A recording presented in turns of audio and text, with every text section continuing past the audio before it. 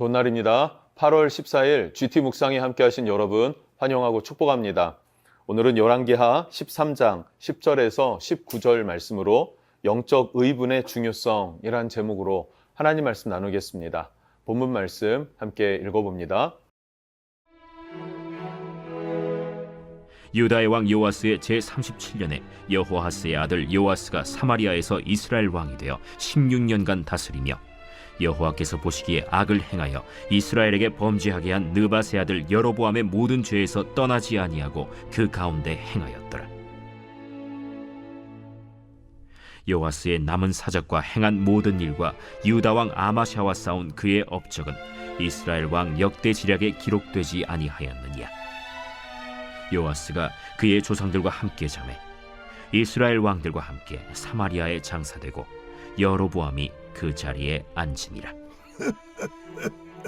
엘리사가 죽을 병이 들매 이스라엘의 왕 요아스가 그에게로 내려와 자기의 얼굴에 눈물을 흘리며 이르되, 내 아버지여, 내 아버지여, 이스라엘의 병거와 마병이여. 엘리사가 그에게 이르되, 활과 화살들을 가져오소서. 하는지라. 활과 화살들을 그에게 가져오매 또 이스라엘 왕에게 이르되, 왕의 손으로 활을 잡으소서. 하매 그가 손으로 잡으니 엘리사가 자기 손을 왕의 손 위에 얹고 이르되, 동쪽 창을 여소서. 하여 곧 열매. 엘리사가 이르되, 쏘소서. 하는지라. 곧 쏘매 이는 여호와를 위한 구원의 화살, 곧 아람에 대한 구원의 화살이니 왕이 아람 사람을 멸절하도록 아벡에서 치리이다. 화살들을 집으소서. 곧 집음에 엘리사가 또 이스라엘 왕에게 이르되, 땅을 치소서. 이에 3번 치고 그친지라. 하나님의 사람이 노하여 이르되, 왕이 6번을 칠 것이니이다. 그리하였다면 왕이 아람을 진멸하기까지 쳤으리이다. 그런즉 이제는 왕이 아람을 3번만 치리이다. 오늘 본문 10절 말씀을 보면요, 조금 글이 어렵습니다. 유다의 왕 요아스 제37년에 여호아스의 아들 요아스가 사마리아에서 이스라엘 왕이 되어 16년간 다스리며 라고 합니다.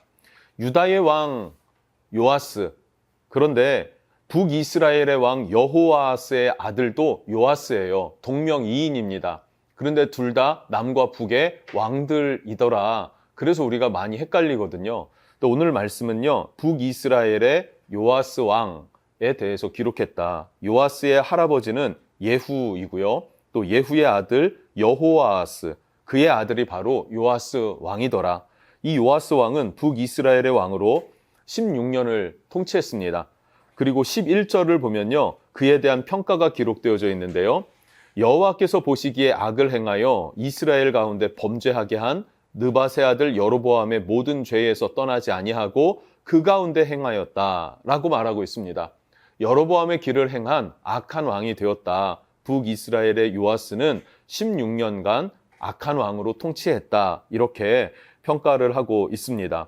문의는 하나님의 백성이에요. 그래서 하나님의 이름을 부르지만 그 대상에는 누가 있습니까? 바로 금송아지가 있죠. 또 그 장소는 예루살렘이 아니라 하나님이 명하신 장소가 아니라 자기가 편하려고 세워놓은 장소, 지정한 장소, 베델과 단이었던 것입니다. 무엇을 의미합니까? 이 여로보암의 길은 하나님을 부분적으로 믿고 필요에 따라서 하나님을 찾는 기복신앙이라고 하죠. 필요에 따라 하나님을 찾는 것. 내게 별로 필요 없을 때에는 하나님을 멀리하고, 그리고 내가 정말 긴박한 상황에 놓였을 때, 필요한 상황이 되었을 때는 하나님을 찾는 것. 그것을 기복신앙이라고 합니다. 여러분, 이 기복신앙이 신앙생활의 초기에는 있을 수 있어요. 그러나 성장하면서 기복신앙을 멀리하고 하나님과 인격적인 관계를 맺어갈 수 있는 것, 그런 성숙함이 저와 여러분에게 있었으면 좋겠습니다. 그러면서 14절 말씀을 보니까요, 엘리사가 죽을 병에 들었다라고 말하고 있어요. 엘리사는 능력의 선지자입니다. 죽은 사람도 살려냈던 기적의 사람이죠. 그러나 그가 자기 자신이 병들어 죽게 되었다라고 했을 때 우리는 어떤 생각을 할 수 있을까요? 절망스러울 수도 있고요. 어떻게 저 능력의 사람이 스스로는 구원하지 못하는가라고도 생각할 수 있을진 모르겠습니다. 그러나 그의 능력은 하나님에게로부터 온 것이고요. 병들었다라는 것, 그리고 죽게 된다라고 하는 그 자체도 이 땅에서는 그럴 수 있다라는 것도 우리가 받아들였으면 좋겠습니다. 이 땅에서 오래 산다고 다 축복은 아닐 수 있지 않습니까? 이 땅에서 오래 사는 것보다도 빨리 하나님의 품 안에 안기는 것, 그 영원한 나라에 한 시간이라도 빨리 들어갈 수 있는 것이 때로는 복이 될 수 있는 것이죠. 여러분, 하나님의 나라가 먼저 우리 심령 안에 자리 잡을 수 있었으면 좋겠고 우리가 바라볼 수 있는 나라였으면 좋겠습니다. 여하튼 엘리사는 병에 들었습니다. 그리고 이 북이스라엘의 요아스 왕이 엘리사를 찾아와 문안합니다. 그런데 뭐라고 엘리사에게 부르는가? 내 아버지여, 내 아버지여, 이스라엘의 병거와 마병이여 하매라고 해요. 요아스 왕은 문의는 그리스도인이에요. 그러나 그 중심은 하나님이 없고 인본주의적인 신앙, 기복적인 신앙을 갖고 있었던 사람이라고 했습니다. 그런데 엘리사만큼은 인정할 수밖에 없었던 것입니다.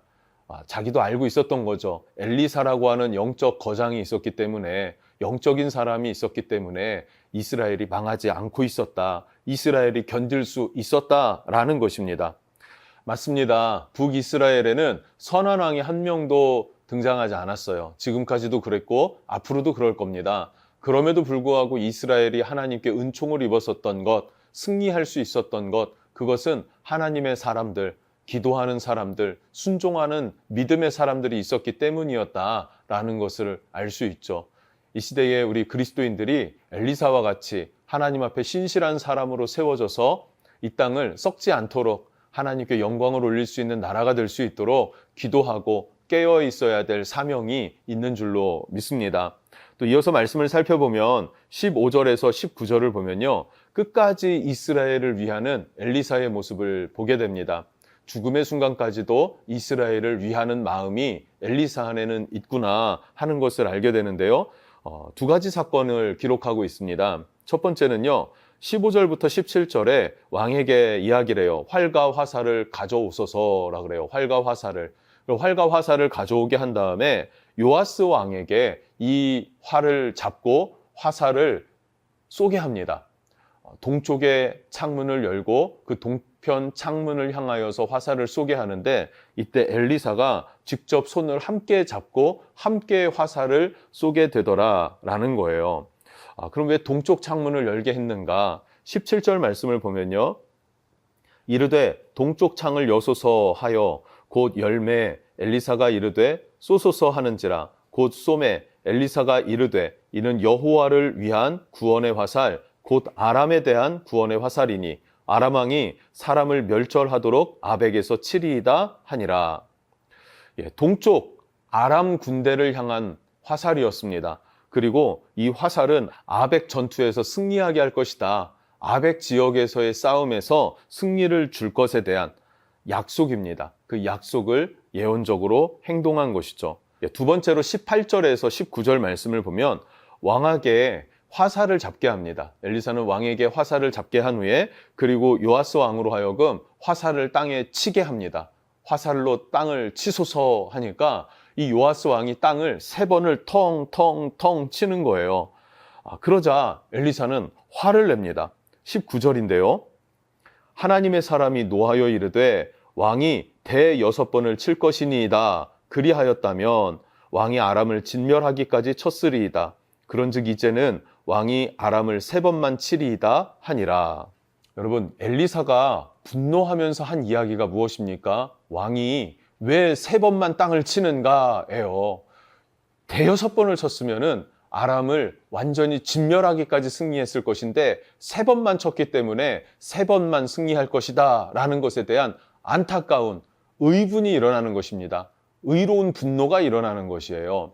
왕임에도 불구하고 승리에 대한 열망, 왕임에도 불구하고 나라를 건져내야 한다는 그런 사명감, 이것이 부족했다는 것이죠. 이 사명감과 열망이 있었다면 어땠을까요? 표출이 됐을 것입니다. 열정적으로 표현이 되고 드러났을 거예요. 그런데 그 열정이 드러나지 않았고 그것에 대한 책망을 하고 있는 것이죠.